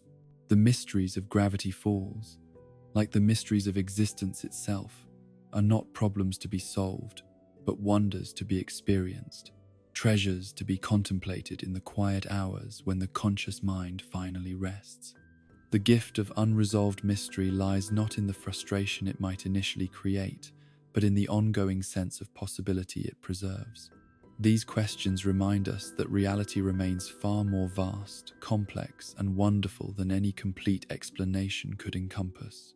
They invite us to maintain the childlike sense of wonder that recognizes magic in the unexplained, beauty in the mysterious, and profound meaning in the acknowledgement that some questions are more valuable for their asking than for any answer they might eventually receive. In embracing mystery as companion rather than obstacle, we discover that the unknown serves not as limitation but as invitation, not as darkness, but as space for wonder to flourish. The mysteries that remain unresolved become eternal doorways to expanded awareness, permanent invitations to explore the infinite depths that surround ordinary experience and transform it into adventure. Sleep well tonight, knowing that mystery surrounds and supports your rest, that questions more beautiful than any answers await your dreaming mind, and that the greatest gift of consciousness lies not in knowing everything, but in remaining forever open to the magnificent impossibility of existence itself.